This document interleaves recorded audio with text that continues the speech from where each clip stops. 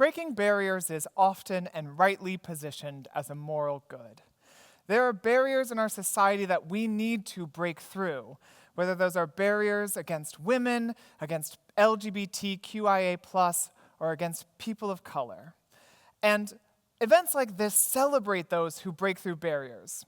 But the English teacher in me already wanted to ask the question, are there barriers in the society that we don't want broken? And that's what led me to a sign that we all know very well by now, the 6-foot social distance sign. That there needs to be 6 feet between us, and this is a barrier that cannot be broken for our health and for the world's health. And even before COVID, we had a personal barrier that we did not want others to move into, and that we felt quite uncomfortable when that spatial barrier was broken. So there are barriers that we want broken. There's barriers in our society that we don't want broken. And you're probably already thinking, but Dr. Helmers, I can think of times in which there is a desire to break through even those barriers of 6 foot or of the personal distance. In fact, Dr. Helmers, I can think of times in which even the barrier of the skin might need to be broken through or regularly broken through in our society.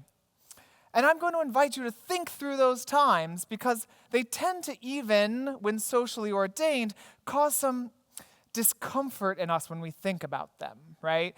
That we are programmed to preserve the epidermis, the skin barrier, against all threats.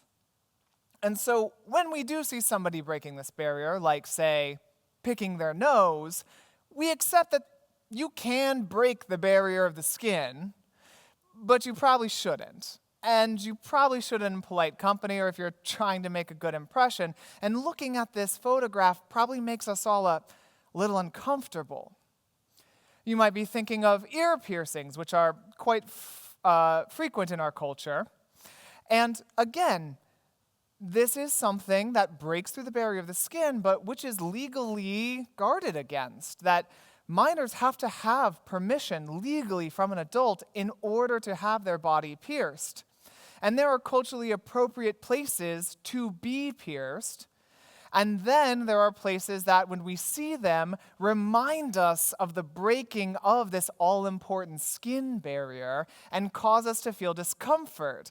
An example here is the eyebrow piercing and the lip piercing and chin piercing and the large gauges in the ears, all of which are moving through the skin barrier, but reminding us that we really, as a culture, want to protect against the skin barrier being broken through.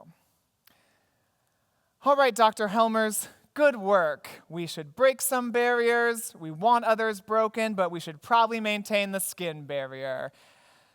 Well, in the final part of my talk, I want to kind of push against the skin barrier and suggest that there may be times when we even want that barrier broken. And to do that, I'm going to turn to Roger Calwah, who is a French philosopher from the early 1900s. Now, Calwah is going to study mimetic insects. Those are insects that look like the environment in which they occur.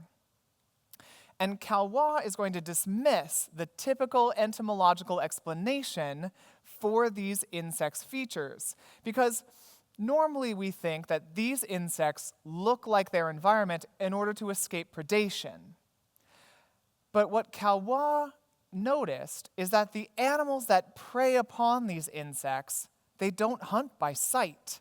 They use smell and sound to detect their prey. So these mimetic insects are investing a lot of energy into something that offers them no advantage. In order to explain why they might be doing this, Calwah suggested that at an earlier point in these insects' evolutionary paths, their bodies were a bit more plastic, meaning easily moldable, and that they utilized this in order to represent a mental belief they had. These insects believed that they were part of the environment, and so their bodies began to change to reflect this internal belief.